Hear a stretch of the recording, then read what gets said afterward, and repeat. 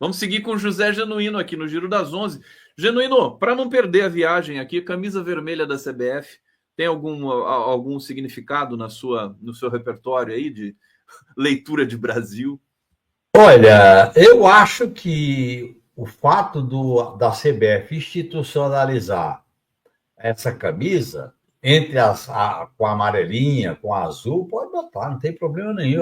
Eu acho que enfrenta o maniqueísmo em relação à tentativa da extrema-direita de se apossar das cores da bandeira brasileira, Os símbolos nacionais, todos. estendendo isso para a camisa da seleção. Essa visão da extrema-direita de ser dona dos símbolos nacionais, das cores, nós temos que enfrentar. Eu acho que faria bem a essa luta contra o maniqueísmo, contra essa guerra cultural, ter essa cor vermelha na camisa da seleção. Isso é um contrato que a CBF fez com a empresa que é do Michael Jordan, um jogador de basquete, que é patrocinadora já, junto com a Nike, né, da seleção brasileira. E em função do perfil dos dirigentes da CBF, da presença da Globo e tudo mais, eu não vou me surpreender se eles voltarem atrás com essa questão da cor vermelha. Porque quem Eu também não.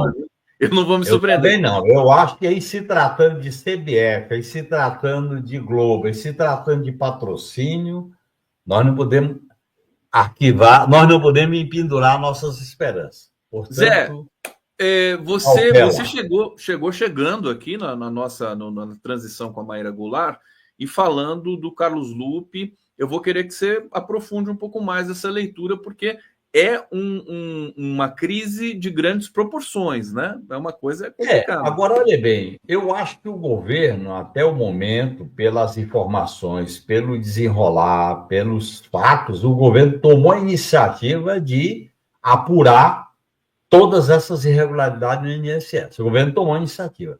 Quem está investigando, quem está punindo, são órgãos do governo, CGU e Polícia Federal. Primeira coisa. Segundo, o governo tem que ser muito ofensivo em todas as suas esferas de governo, no âmbito executivo, no parlamento, na comunicação, de que o governo está apurando, o governo está punindo, para não dar margem a essas especulações maldosas de alguns articulistas, de alguns setores dos meios de comunicação. Terceiro, eu acho que foi correto o governo, por decisão do Planalto, do Lula, demitir o diretor-geral do INSS, e eu acho que deveria haver uma conversa sincera, profunda, com o ministro da Previdência, o Carlos Lupe, para dizer o seguinte: o Ministério continua sendo dirigido pelo PDT,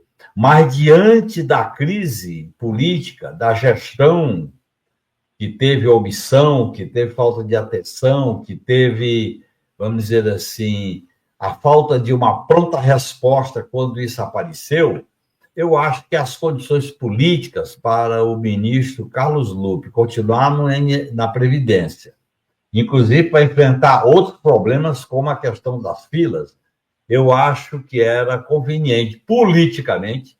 Olha, esse negócio, eu não estou criminalizando, eu não estou defendendo caça às bruxas, coisa não, até porque eu fui vítima disso. Sim. Eu sempre me lembro. Eu acho que seria bom, politicamente, substituí-lo por um outro quadro do PDT. Bom para ele próprio, inclusive. Claro. Para deixar as coisas mais... Aliás, eu vivi, viu, Conde? Eu vivi essa experiência. A gente tem que ter muita cautela, porque a madeira que bate no Chico bate no Francisco. Então tem que ter cautela. Não estou levantando razões políticas. Mas eu me lembro de um fato. Eu estava na Câmara, na famosa CPI dos anões do orçamento, quando apareceu uma informação de provável, de possível ligação do Argrive com alguém dos anões do orçamento, e ele era chefe da Casa Civil do Itamar. E ele, em conjunto com o Itamar, saiu da Casa Civil para que houvesse o esclarecimento. E depois voltou, né? E depois voltou. Então, acho que nesse momento, eu acho que fazia bem ao país, ao Lupe, ao governo, ele se afastar. Se nada for comprovado, ele volta. Pronto. É que o PDT já entrou meio que em clima de guerra, né, para não permitir que o Lupe caia, ou vá cair. E essas coisas, as pessoas muito apegadas a cargos também, isso é péssimo para a democracia. É impressionante. Né? Aliás, os desapega, cargos, né?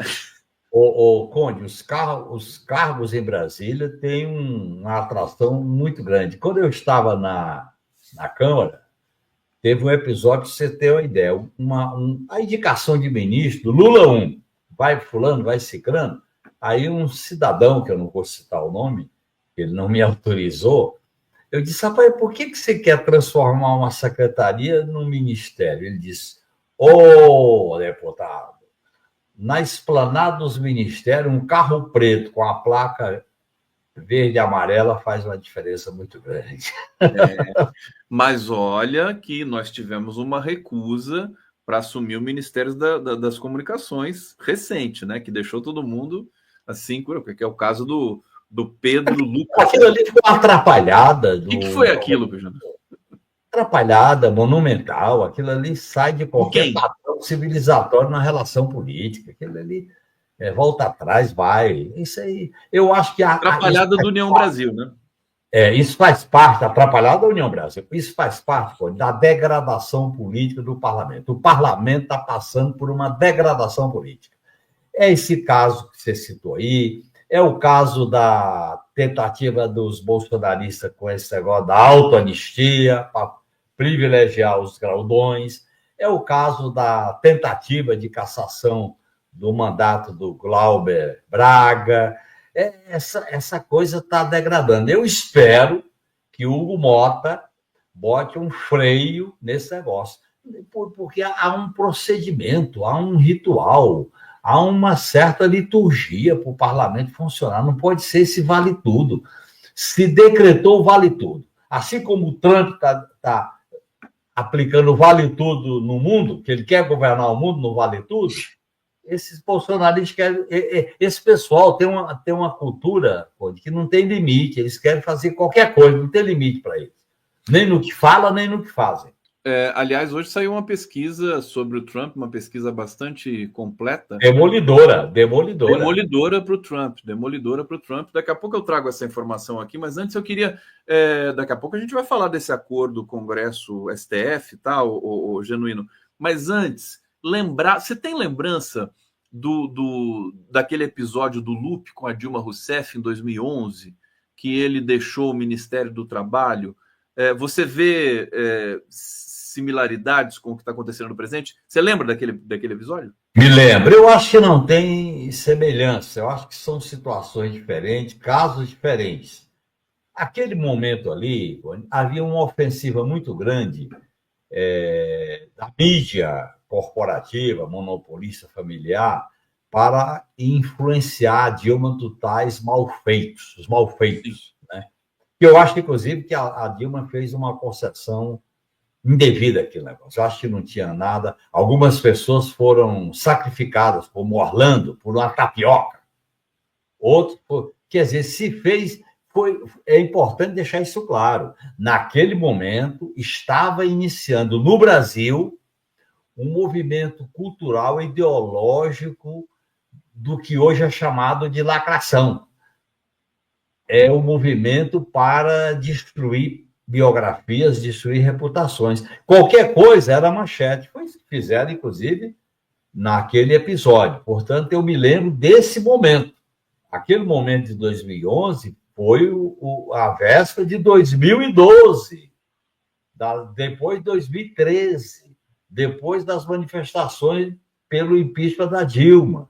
E mesmo ela ganhando a eleição em 2014, quando a gente não enfrenta isso de peito aberto, de cabeça erguida, acaba a extrema-direita, a grande mídia monopolista, ela usa isso para fazer a tal guerra híbrida, a guerra cultural. Portanto, eu me lembro desse episódio. Vamos seguir aqui, deixa eu trazer comentários do nosso público, então aqui já faz tempo para serem lidos. Edson Antunes, Of the King, the Power, Takaka Takaku. Não entendi isso aqui, boiei nessa história aqui do Edson Antunes. Bozó toma em Sir Sênior. Também não entendi. Mas tá lido. Lynn Brown, Maíra, as cabeças dessa hidra não têm se mordido bastante, essas cabeças também não têm pensado de forma individualista, desagregadora, né?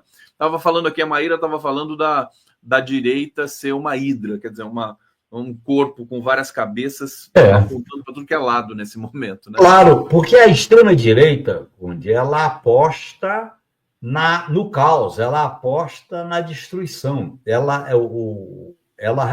prega a destruição conservadora, a restauração destruidora, restaura destruindo, restaura fazendo essa guerra cultural. E nós temos que enfrentá-la politicamente. Eu acho que é fundamental fazer esse enfrentamento político. Júlio César Beraldi está aqui, resposta do governo a maior pente fino nos aposentados, mas não são os aposentados que têm que tomar pente fino, são esses grupos aí que se parasitam o INSS, né? Quer dizer, uma coisa sem muito controle, né? Aliás, eles já fizeram essas atitudes, já foram tomadas ali de fazer essa apuração. E Edson Antunes, os Minions estão dizendo que foi Lula que mudou a cor da camisa da CBF. Pode isso, Arnaldo? Genuíno, acordo STF, Congresso, que visa minimizar ali a pressão pela anistia. Você deve ter visto, eu vou aqui ler um trecho da nota, né? Congresso e STF acertam lei para soltar presos do 8 de janeiro e aumentar penas de líderes que tentarem golpe. Que esse acordo já foi criticado, muito criticado pelo Marco Aurélio de Carvalho, e eu imagino que o seu grupo também deve estar observando com lupa isso, né? Não sei se o Genuíno congelou. Congelou. Congelou bem aqui o Genuíno, hein? Genuíno, não sei se você está me ouvindo. Está me ouvindo, querido? Não está me ouvindo. Então, vamos aguardar aqui. Aqui, ele saiu, agora caiu. Vamos lá. Ele vai entrar novamente. E aí a gente retoma essa discussão com o Genuíno. Enquanto o Genuíno não volta, eu vou precisar melhor essa questão do acordo, né? O que o acordo promoveria, né? Os manifestantes que foram presos por tentativa de abolição violenta do Estado Democrático de Direito, depois do quebra-quebra de 8 de janeiro, poderão ser soltos, ou ao menos levados a cumprir prisão no regime semiaberto ou domiciliar. A decisão caberá ao STF, que precisará analisar caso a caso, mas com esse acordo que modifica alguns detalhes ali da dosimetria, sobretudo, né? Como a legislação prevendo penas mais brandas, a Corte terá margem para reduzir as punições. Então, trata-se disso, né? Aqui o Genuíno voltando, vamos lá, deixa eu trazer o Genuíno aqui de novo para a nossa tela. Fala, meu querido, o que aconteceu aí, Genuíno? Caiu, eu estou aqui no celular, viu? Você está na Europa? Você tem um apagão? Não, eu estou aqui no Butantã, rapaz. Ô, Genuíno, vou fazer a pergunta rapidamente para você. Essa questão do acordo entre STF e Congresso, ali costurada por Alcolumbre, Hugo Mota, inclusive com a anuência do Alexandre de Moraes, como é que você está vendo isso? Você acha que é ruim para o Brasil? Olha, eu acompanhei, eu gosto de falar, de opinar sobre um assunto como esse, colocando a minha experiência concreta, viu, Conde?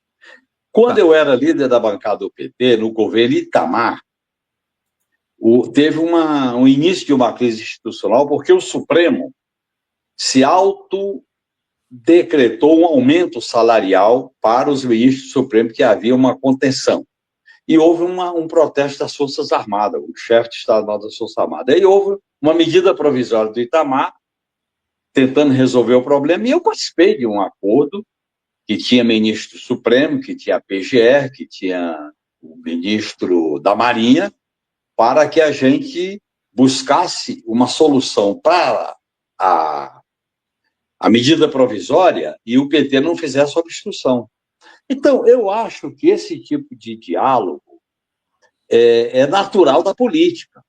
O que me preocupa é o Supremo Tribunal Federal, vamos dizer assim, entrar nesse tipo de acordo. Porque o Supremo Tribunal Federal é um órgão do poder, não é um poder majoritário, O poder majoritário é do Congresso e do Executivo. O Judiciário não é um poder majoritário. Ele decide de acordo com as normas, com os princípios. Então, isso me preocupa, viu? Eu acho que fazer esse tipo de discussão, uma tentativa de relação do Executivo com a Câmara, com o Congresso, eu acho que seria melhor, porque eu acho que o protagonismo do Supremo, o protagonismo do Poder Judiciário no campo da política, não é bem a tarefa do Poder Judiciário como um poder contra-majoritário. Entendeu? Deixa eu trazer essa é a minha duas. preocupação. Perfeito, perfeito. Entendi aqui o seu cuidado, mas eu vou trazer duas falas aqui do Marco Aurélio de Carvalho para você comentar na sequência sobre esse acordo, né? O Marco Aurélio diz o seguinte: é um tsunami institucional, é muito grave, é um sintoma de que os poderes não se respeitam. Como é que eles vão conviver de forma harmônica se um interfere nas competências do outro? E ele complementa aqui: tanto os parlamentares como os ministros que possam, porventura, estar envolvidos nessas negociações deveriam se envergonhar. Ele foi muito para cima, né? Não honra as funções que assumiu, seja no STF ou na Câmara. O que você acha? Porque o Marco Aurélio de Carvalho é uma pessoa muito cuidadosa, eu acho ainda que ele seja combativo. Eu me coloco ao lado das opiniões do Marco Aurélio de Carvalho. O Poder Judiciário não é um poder de fazer negociação política. Quer dizer, a negociação política tem que acontecer entre o Parlamento e o Poder Executivo. O Poder Judiciário toma uma decisão, julgou, tomou uma resolução por maioria, no caso da pena, eu acho que negociar, isso aí eu acho que é, no meu modo de entender, um problema diante dessa indigesta crise institucional dos três poderes. Portanto, eu tenho essa mesma preocupação do Marco Aurélio de Carvalho. A gente vai acompanhar de perto, inclusive aí nos próximos dias, porque é um assunto que está até palpitante ali no Congresso Nacional. Genuíno, eu não posso deixar de perguntar para você sobre a prisão do Collor, que é uma figura com a qual você, não sei se você conviveu diretamente, mas quando o Collor foi presidente, você era deputado, né? Eu convivi com ele quando ele era presidente e convivi com ele quando ele foi senador da República e eu era deputado, e depois eu convivi com ele quando ele era senador, presidente da Comissão de Defesa Nacional do Senado, e eu era assessor do ministro Jobim no Ministério da Defesa e depois do ministro Celso Amorim. Portanto, eu tive contato, eu tive conhecimento. Sobre a questão, olha bem, sobre a questão da prisão, aí é o seguinte, tem uma condenação. Todos os recursos foram feitos. Os recursos foram derrotados por maioria do Supremo. Portanto, eu acho que não pode se usar dois pesos e duas medidas. Independente do cargo que ocupou, da força que tem, do prestígio que tem, eu acho que o Supremo está correto em relação a essa decisão. Eu sempre procuro ter cautela para a gente não cair numa espécie de punitivismo, entendeu? Eu acho que é importante a gente ficar atento a isso. Por exemplo, quando eu fui condenado injustamente, pelo que eu era, não pelo que eu fiz, quando eu fui para ser preso, houve uma decisão e eu imediatamente me apresentei. E os recursos foram, evidentemente, só depois que eu estava preso, junto com outros companheiros, é que houve a apreciação dos recursos. Eu estou sempre colocando essa questão para a gente respeitar decisões do Poder Judiciário, mesmo que a gente critique, mesmo que a gente se opõe. Nesse caso aí, eu acho que agiu corretamente.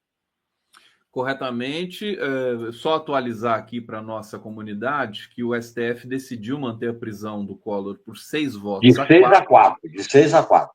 6 a 4. Agora a defesa do Collor está alegando o tratamento de saúde para tirar ele da prisão. É um prenúncio do que pode acontecer com o Bolsonaro, o Genuíno, porque o Bolsonaro também se enfiou naquela UTI lá. Não sei se ele vai sair dessa UTI mais. Viu? Olha, eu acho que do jeito que as coisas estão caminhando, eu acho que o Supremo Tribunal Federal está agindo com firmeza e cautela, respeitando o devido processo legal, o contraditório, direito de defesa, todos os procedimentos. Isso é importante. Não é porque eu me oponho ao Collor, me oponho ao Bolsonaro, que nós vamos contrariar o rito democrático, constitucional dos direitos. Nós temos que adotar uma postura equilibrada, né? A madeira que bate no Chico, bate no Francisco. É bom a gente ter sempre essa cautela, Conde.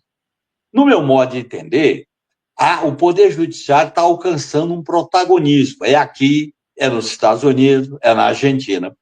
Porque eu costumo dizer, essa hidra que a companheira Maíra falou, ela foi estimulada, Conde, na criminalização da política por iniciativa do Poder Judiciário. O Poder Judiciário, vamos dizer assim, o Poder Judiciário, com a criminalização da política, criou as condições para a hidra botar a cabeça para fora. Só que a hidra é tão violenta que ela não quer limite, ela quer poder absoluto, e aí tem um conflito com o Poder Judiciário, aqui nos Estados Unidos. Portanto, eu acho que essa posição atual do Poder Judiciário está correta. Agora, a minha cautela é não haver uma politização. Nós não podemos transferir para o Poder Judiciário aquilo que é da política. Nós temos que recolocar a política no seu devido lugar, resolver as questões no campo da política, a negociação no campo da política, o enfrentamento é no campo da política.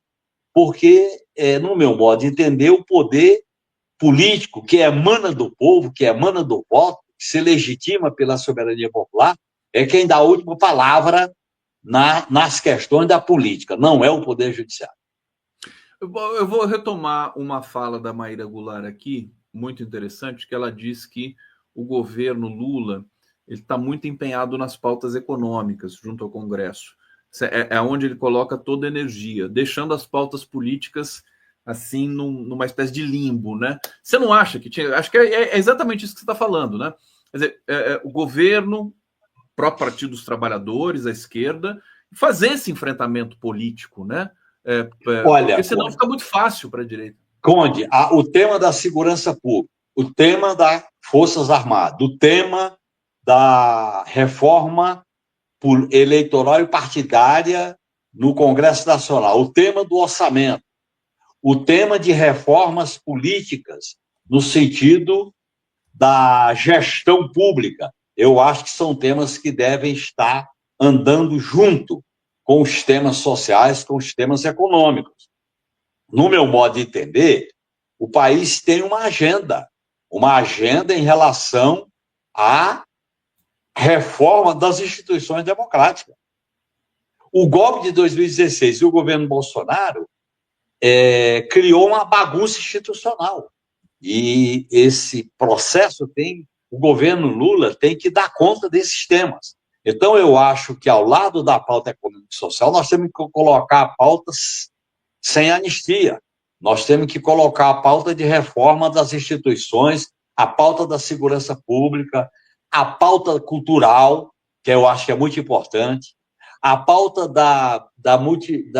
do multilateralismo, a pauta da geopolítica. Nós não podemos ficar só na pauta monotemática da questão econômica. Eu concordo nesse sentido com a Maíra.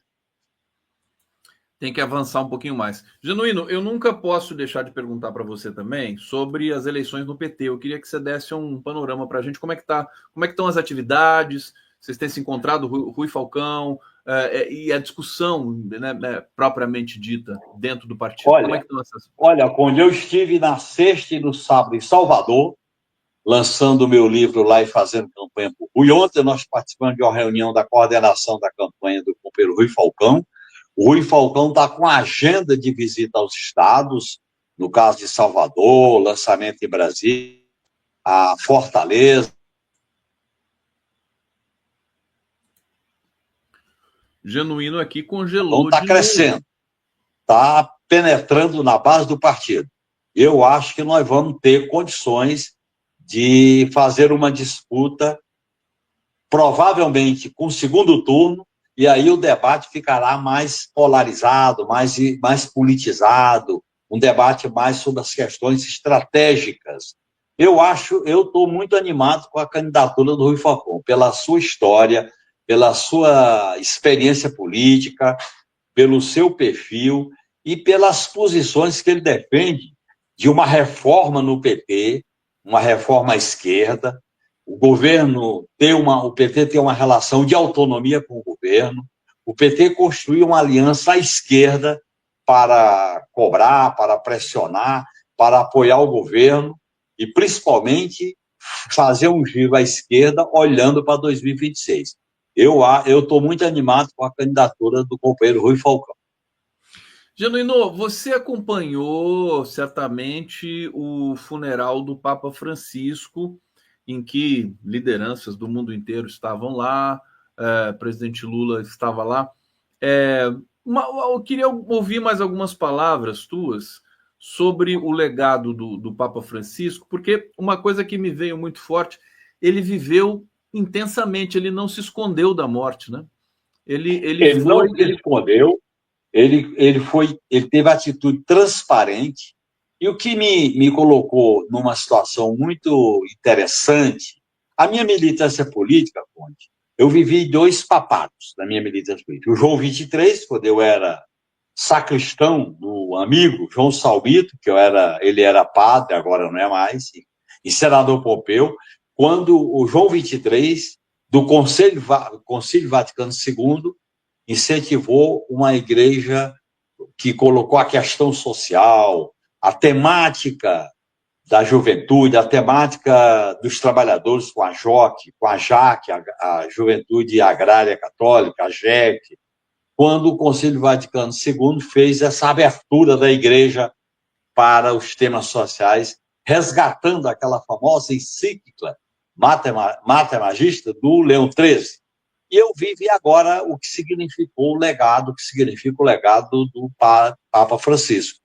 Eu acho que o Papa Francisco fez uma abertura muito importante da Igreja Católica. Eu não sou um homem da religião católica, não tenho religião, mas tenho uma relação de diálogo com as religiões. Eu acho que ele fez um movimento muito importante de uma igreja que dialoga com o povo, dialoga com as classes populares, dialoga com temas que eram tabus da Igreja Católica.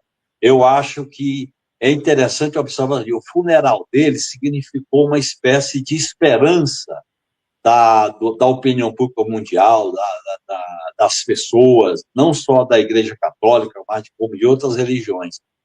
Ele foi muito amigo, solidário, o cara do diálogo, o cara que dialogava com a população pobre, com a população, vamos dizer assim, excluída, com a população da comunidade LGBTQIA+, das mulheres, do povo negro. Eu acho que ele significou, assim, um sopro de esperança na Igreja Católica. Eu espero que esse legado tenha continuidade na escolha do novo Papa. Isso é muito positivo.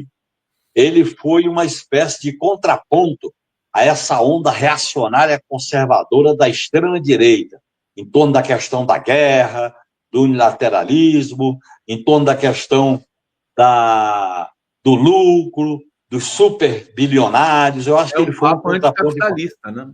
Por isso que chamavam ele de comunista também. Né? Eu acho que foi um movimento importante, o funeral do Papa Francisco. Eu acho que despertou uma cultura, uma opinião pública arejada para pensar o futuro da humanidade.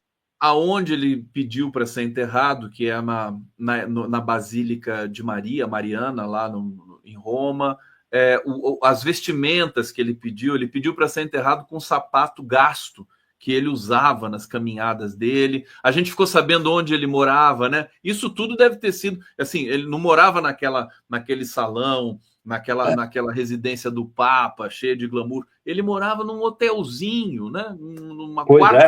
Quarto pequenininho. Deve ter tocado a simplicidade dele, não ter a pompa, não ter aqueles aparatos oligárquicos, eu acho que foi uma sinalização muito importante, muito importante. É um recado muito forte. Para terminar, José Genuíno, aqui no Giro das 11, eu vou colocar na tela aqui as pesquisas sobre o Trump, rapidamente, só para a gente ter uma ideia geral. Olha só, o vermelho desaprovam, evidentemente, e o azulzinho que aprovam em alguns temas como economia, e aqui as diferentes pesquisas, né? São 4 pesquisas. E olha só como é que está essa situação do Donald Trump. Parece que é o pior início de um presidente dos Estados Unidos dos últimos 100 anos. Verdade. Genuíno, como é que você está vendo essa cena internacional e a postura do Trump, as oportunidades que nos chegam também no Brasil? Por exemplo, a China já disse que vai comprar soja brasileira para substituir a soja dos Estados Unidos. A gente tem também a Embraer podendo abocanhar o mercado chinês, que a Boeing certamente agora vai ser desligada, né? Anúncio já foi feito pela própria Boeing. Um comentário para a gente, por favor, José. Olha, o Trump é o administrador do império decadente. Agora, é um império decadente que causa muito estrago. E veja a espécie de bomba que ele jogou no mercado mundial com o tarifaço. Por outro lado, ele é a concentração da arrogância. De uma arrogância como se ele quisesse, como ele disse ontem, numa entrevista para aquela revista Atlantic, queria o mundo, é o mundo, quer dominar o mundo. Então, eu acho que a ficha está caindo no povo americano que o elegeu. E, no meu modo de entender, é provável que ele nem termine esse mandato na marcha das coisas. No meu modo de entender, a crise, ele não vai resolver a crise. O Trump, ele tem compromisso com os bilionários, com as big techs, com as petroleiras, com o Wall Street.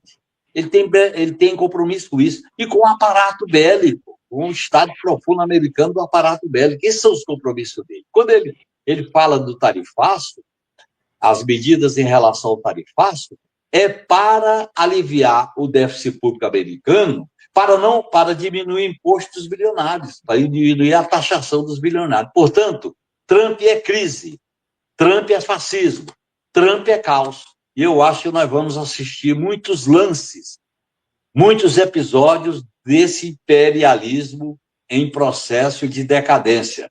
E é nesse momento importante essa reunião dos chanceleres dos BRICS é muito importante, o fortalecimento dos BRICS é igualmente importante, a integração latino-americana é fundamental, e o Brasil devia superar algumas questões ou questiúnculas em relação à integração latino-americana, particularmente com a Venezuela, para fortalecer essa articulação, que eu acho que ela é estratégica, é isso. E fortalecer essa aliança dos BRICS, porque nos BRICS está a China, e a China é quem está pontuando uma oposição firme, determinada em relação ao ensandecido Trump. Esse Trump, nem sei se ele vai chegar até o fim desse mandato dele, vamos ficar atento aqui. Ele pode chegar enfraquecido, que é o que está acontecendo nesse momento. Eduardo Xavier Lemos, bem-vindo ao nosso Giro das 11, a gente vai seguir juntos aqui. Eduardo Xavier Lemos, que é professor da UNB, professor de Direito, daqui a pouco eu vou trazer toda a ficha aqui do Eduardo. Conhecia o Genuíno, querido Eduardo? Não tem como não conhecer, é uma honra. Estou falando aqui pessoalmente. Conheço. Conhece, Eu tive uma formação política na Comissão Brasileira de Justiça e Paz já faz um tempinho, e é um símbolo de luta, uma liderança maravilhosa que nos ensina a viver, né? A viver política, e tem um conhecimento tão vasto, uma percepção política aguçada. Então eu estou honrado aqui de estar com o Genuíno, aqui com você, Conde, estar com a Maíra também, que acabou de sair, mas agradecer aqui a oportunidade. Genuíno, muito obrigado por me ensinar mais uma vez. Eu agradeço, Eduardo, agradeço as suas palavras como estímulo, como incentivo, né? Você sabe, Eduardo, que eu hoje estou lutando como militante político. Eu não quero mais cargo, eu não quero mais mandato, eu não quero mais ocupar posto nenhum. Eu quero ser um militante de causas, de sonhos, como militante socialista e petista. Um grande abraço, Eduardo, um grande abraço, Conde. Obrigado, Genuíno. A gente se